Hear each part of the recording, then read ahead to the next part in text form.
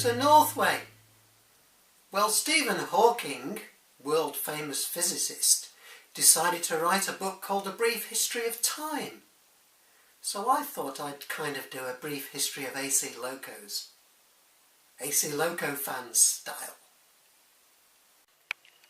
AC loco traction was new technology to British Railways, and if you read books and magazines, you get the feeling that they kind of made it up as they went along. Well, this was the first prototype vehicle.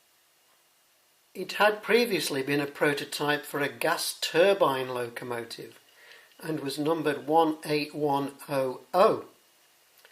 But that project seemed doomed to failure, so they used it as a prototype vehicle for AC stuff. In 1959 it was renumbered E2001 and was mainly used for a training vehicle. After 1961 it didn't see much movement at all, and it was actually scrapped in 1972.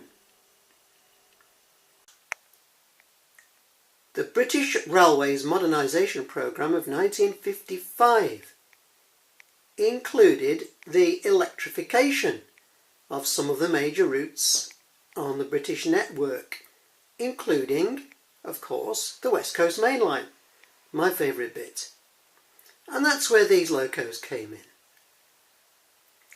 100 were commissioned, but they were divided between 5 different manufacturers. The main reason for the 5 different manufacturers was A, to speed up the manufacture, and B, to include some different details in the development of the 25,000 volt AC traction, which up until this point in the UK had never been used and never been tried. Well, the types were known as AL1 to AL5, and they all were started to appear in service around about 1960. They later became known as classes 81 to 85. The first of the AL1s, E3001,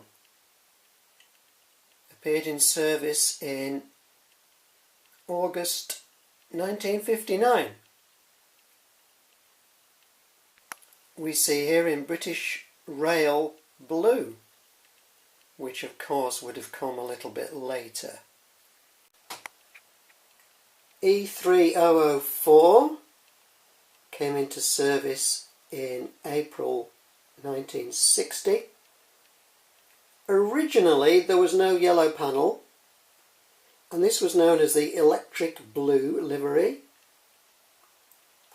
We've got the British Railways, what some people call Ferriton dartboard, but is actually a lion and a wheel logo there on the side of the loco.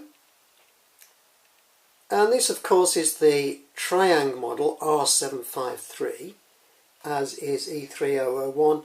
Well, we're not going to see those running today. They have not been chipped for DCC running. Really, I've tried it and they don't cut the mustard, I think that's the phrase.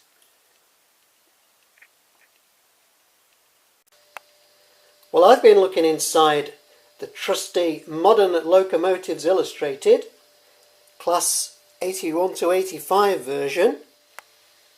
And in that magazine, of course, we've got our 1 in 76 scale drawings of the locomotives, classes 81 to 85.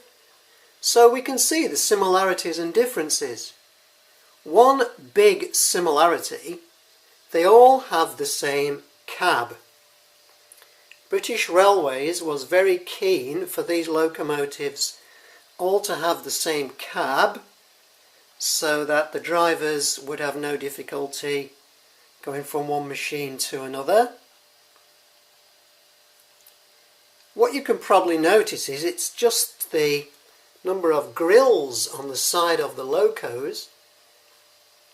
Class 81, we had 25 of those built by the Birmingham Carriage and Wagon Company.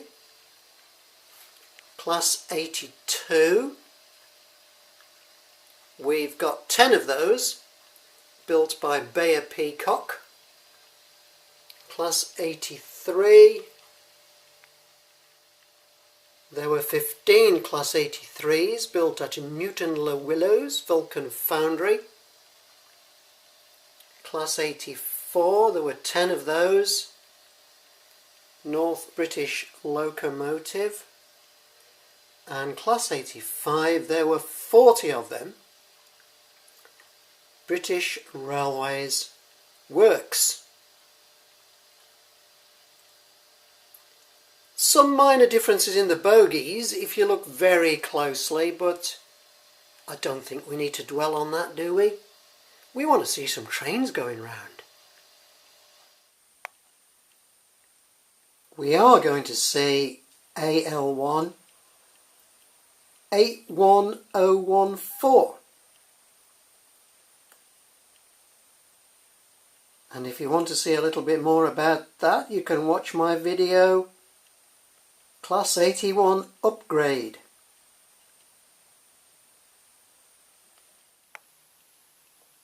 Also the Class 85 85026. Okay, let's get moving.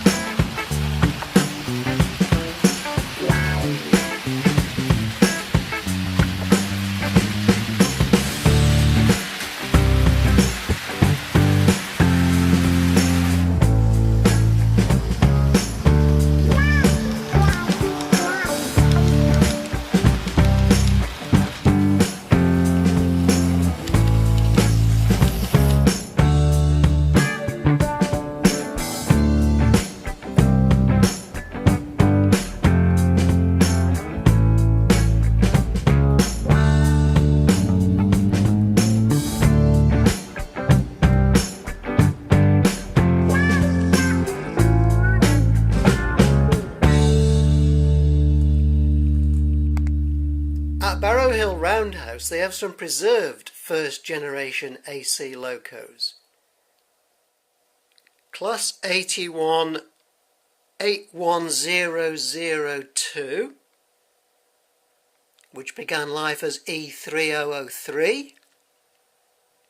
That's the one in the middle in this photo.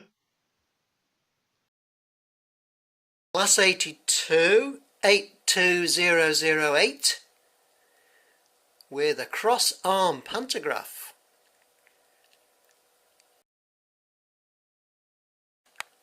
Class 83 E3035, Class 83 were not among the better of the first 5 classes.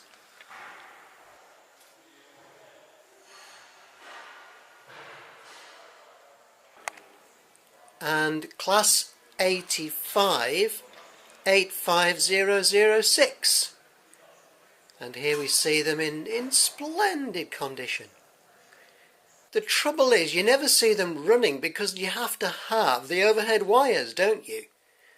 Which mostly heritage lines do not have.